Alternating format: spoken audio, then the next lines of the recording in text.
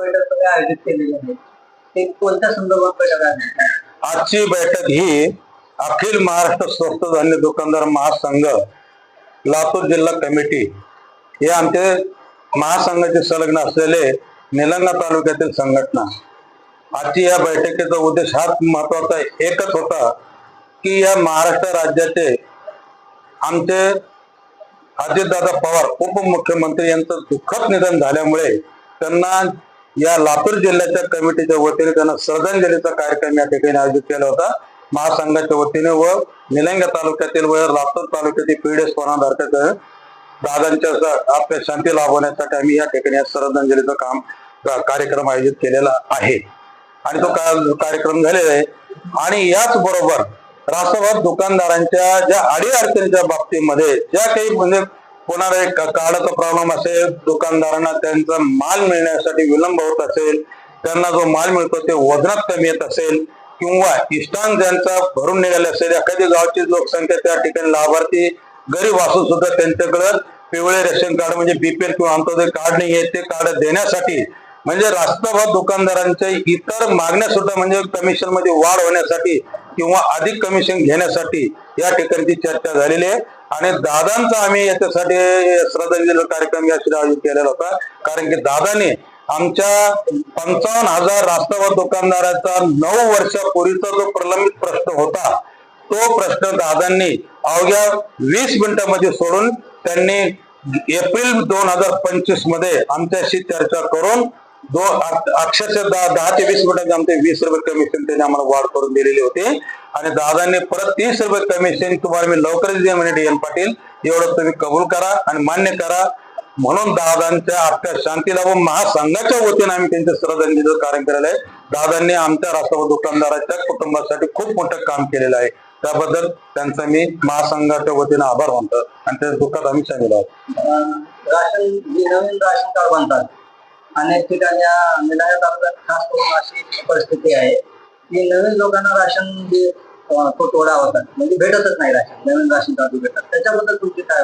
हे बघा, रेशन कार्डाची एक प्रणाली नाहीये, कार्डाच्या 4 प्रणाली आहेत. नंबर 1 सीपीएल म्हणजे पांढरं कार्ड, त्याच्यानंतर एनपीएस कार्ड म्हणजे केशरी कार्ड, त्याच्यानंतर बीपीएल म्हणजे जे की 59,000 रुपये मर्यादित उत्पन्नापर्यंत असेल त्याला आपण पीएच त्याला वर्ग केले त्याने पीएच बनलेले आहे. ज्यांचं 20,000 उत्पन्न हे असेल वर्षाला त्यांना अंत्योदय आपण कार्ड म्हणतो. सध्याच्या याच्यामध्ये सेंट्रल गव्हर्नमेंटने महाराष्ट्र राज्याला फक्त 2 योजनेचा माल देण्यात येतो, एक पीएचएफ आणि एक अंत्योदय. ज्यांच्याकडे अंत्योदय मध्ये नोंद असलेले लाभार्थी असेल किंवा पेन्शन लाभार्थी असेल अशाच कार्ड धारकांना केंद्र सरकार राज्याला त्याचं नियंत्रण मंजूर करतं आणि राज्य सरकार कलेक्टरच्या माध्यमातून माझ्या राशन दुकानदाराला ते नियंत्रण मंजूर करतं आणि त्या मर्यादित होत असल्यामुळे फक्त आम्ही 2 योजनेला सध्या आम्ही माल वाटप करतो. राशन दुकानदारांना अनेक समस्या आहेत, ते समस्या तुमच्या संघटनेमार्फत तुम्ही कशा सोडवता? प्रत्येक वेळेस जे राष्ट्रवाद दुकानदारांना ज्या अडीअडचणी येतात किंवा संकट येतात, आमचं महाराष्ट्र राज्यामध्ये अखिल महाराष्ट्र स्वस्त धान्य दुकानदार महासंघ हे एकमेव महासंघ आहे आणि जे की हे कमीत कमी आज 20 वर्षापासून कार्यरत आहे. आणि या महासंघाचे 55,000 रेशन दुकानदारी सभासद आहेत. आज जरी राष्ट्रवाद दुकानदार ज्या वेळेस संकट येतात, राशन दुकानदाराचे परवाना वाचवण्यासाठी म्हणा किंवा ग्राहकाचे हिताचे काही प्रश्न असतात ते सोडवण्यासाठी जे काही प्रश्न येतात, तर आम्ही सर्व राष्ट्रवाद दुकानदार एकत्र संघटन एकत्र येतो आणि शासनाची लढा देतो आणि निर्धारित प्रमाणे आम्ही शासनाला मदत करणारे आम्ही मदत करणारे शासनाचा आणि जनतेमधला हा राष्ट्रवाद दुकानदार एक दुवा आहे. कारण आम्ही कुठलाही संघटन आमचं आंदोलन असं काही असं आम्ही घरी आंदोलन करतो, आम्ही रबर ताणतो पण तुटू देत नाही. आम्हाला अन्नधान्य ग्राहकापर्यंत पोहोचत करायचं. अन्नधान्य कोण खातं? गरीब लोक. मग गरीब लोकांना उपाशी मारता येत नाही, पण शासनाने त्यामध्ये आम्हाला ज्यावेळेस मदत करण्याचा प्रयत्न करतात त्यावेळेस आम्ही शासनाबरोबर असतो. आज शास्त्र दादांच्या वतीने आम्हाला 20 रुपये कमिशन वाढ करून गेले म्हणून आम्ही शासनाबरोबर होतो. 30 रुपये त्यांनी कमिशन वाढ करून कबूल केलेलं आहे. आता याच्यानंतर आम्ही जे पुढे मंत्री आता ताईने त्यांचा म्हणजे त्यांच्या मेसेजने चार्ज घेतलेला आहे, आम्ही त्यांच्याशी त्या मॅडमची कॉन्टॅक्ट करणार आहे किंवा जे पुरवठा मंत्री आता छगन भुजबळ जी आहे त्यांच्याकडे आम्ही निवेदन करणार आहे किंवा दादाने आम्हाला जो शब्द दिलेला होता आता तो शब्द दादाबरोबर गेला का तुम्ही ठेवलेला आहे त्याच्यासाठी आमचं कमिशन वाढ करण्यात यावं. आम्ही छगन भुजबळ साहेबांशी किंवा जे नवीन उपमुख्यमंत्री असेल किंवा मुख्यमंत्री असेल राज्याचे त्यांच्याकडे आम्ही आमचं निवेदन देणार. ज्या ज्या ठिकाणी राष्ट्रवाद त्या परवानाचं राष्ट्रवाद दुकानदार माल वाटप करते वेळेस इथे त्यांना तकलीफ येते. शासकीय योजनेमध्ये शासनाचा माल विकत असताना प्रशासकीय अधिकारी सुद्धा आम्हाला त्रास देतात. कारण नसताना हे तपासाचं ते तपासाचं तपास हे रेकॉर्ड आणि ते रेकॉर्ड आमचं काम. शासनाने आमच्याकडे ई पोस्ट मशीन ही प्रणाली चालू केलेली ना. मग जर ई पोस्टच्या माध्यमातून जर आम्ही माल अंगठा घेऊन आधार कार्ड त्याच्यामध्ये चौकशी करून जर माल आम्ही देत असेल मग त्या ठिकाणी राष्ट्रवाद चुकत नाहीये. जर ते ई पोस्ट मशीन मध्ये जी नोंद होते ती ऍक्सेप्ट केल्याच्या नंतर तहसीलदार त्याला पुढच्या महिन्याचं नियंत्रण ते देतोय. आणि जर तुम्ही वारंवार जर राष्ट्रवाद दुकानदाराला रोष्टाप्रमाणे हे तपासायचं ते तपासायचं त्या तपासणीच्या नावाखाली बोलवायचं आणि पैसे घ्यायचे आणि दुकानदाराची कोंडी करायची. नाही करत मी तुझी तक्रार करेन आमका करेन तमका अशा म्हणजे एक प्रकारच्या धमक्या देऊन दुकानदाराची पिळवणूक करण्याची ते चालत. हे पिळवणूक करण्यासाठी आम्ही शासनाकडे हे प्रशासन अधिकारी जे असेल आम्ही त्याची तक्रार करणार म्हणजे त्याच्या लेखी निवेदन देणार. कारण की जर याचं आमचे कसं नाही जर ई पोस्ट मशीन आहे हे ई पोस्ट मशीन कोणी दिलेले आम्हाला शासनाने दिलेले. मग ई पोस्ट माध्यमातून माल वाटप करतो आणि जेवढा माल वाटप झाला तेवढं जर आम्हाला पुढच्या महिन्यात धान्य उपलब्ध होतं म्हणजे याचा अर्थ तुमचा ई पोस्ट मशीनवर तुम्ही विश्वास ठेवला म्हणून तेवढं पुढच्या महिन्यात तुम्ही निवेदन दिलं. आणि जर एखाद्या माल घेतल्याच्या नंतर तुम्ही तक्रार केली आणि त्या दुकानदाराच्या तक्रारचे कागद दुकानदार तपासणी करा तुम्ही धमक्या देतात याचा अर्थ तुमचा ई पोस्ट मशीन तुमचा भरोसा नाही का.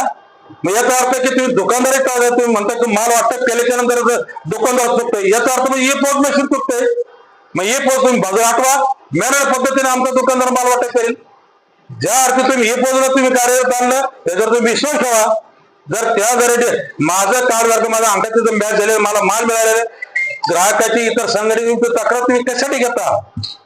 या ठिकाणी आता जिल्हा परिषद इलेक्शन आहे प्रचारामध्ये दुकानदाराचा पैसे करतात कारण की त्यांनी एवढे ते म्हणजे याने माल वाटप नाही केलं याने असं केलं तसं केलं आमचं केलं तमकं केलं. मग ह्या आम्ही प्रत्येक वेळी आम्ही पैसे बकरं व्हायचं का. आणि शासनाने दिलेले यंत्रणा आम्ही जर स्वागत केलेलं वेलकम केलं ते ई पोस्ट मशीनचं आणि मग कशासाठी तुम्ही ते चौकशी हे करता.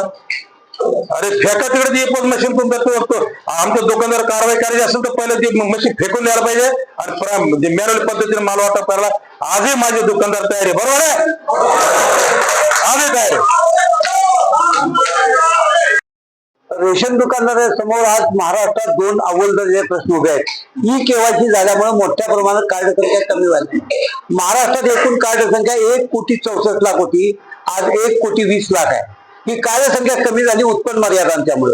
महाराष्ट्राची उत्पन्न मर्यादा लाभार्थ्यांची आहे ती 2013 साली शहरी भागात 59,000 ग्रामीण भागात 44,000 होती. आज तिच्यात वाढ केली पाहिजे असं राज्य संघटनेनं 5 लाख कोण राज्य सरकारने एक समिती नेमली आहे.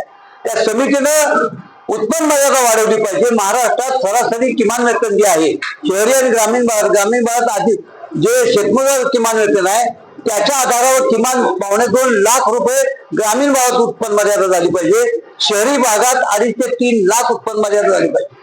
याचा आग्रह करण्यासाठी आजच्या मेळाव्यात काही ठराव करण्यात आले. उत्पन्न मर्यादावर ई केवायसी करत असताना ई केवायसीचा जो प्रयोग आहे त्या आधारभूत सगळी लिंक झाल्यानंतर जी कार्ड संख्या कमी झालेली आहे तिची भरपाई झाल्याशिवाय रेशन व्यवस्था टिकत नाही. रेशन व्यवस्था टिकायची असेल उत्पन्न मर्यादा वाढली पाहिजे. उत्पन्न मर्यादा वाढल्याशिवाय रेशन व्यवस्थेला सक्षमता करता येणार नाही. म्हणून आजच्या बैठकीत राज्य पातळीवर या विषयात राज्य सरकारकडे आग्रह करणं वेळ पडल्यास न्यायालयीन लढाई करणं वेळ पडल्यास काय रस्त्याची लढाई करणं असं ठरवलेलं आहे. हा या ठिकाणचा मराठवाड्यातला मध्यवर्ती मेळावा आज पार पडलेला आहे आणि या ठिकाणी रेशन दुकानदारांनी या प्रश्नात पुढाकार घ्यायचं मान्य केलेलं आहे आणि हे केल्याशिवाय रेशन व्यवस्था टिकत नाही. सरकारने याची गंभीर दखल घ्यायची.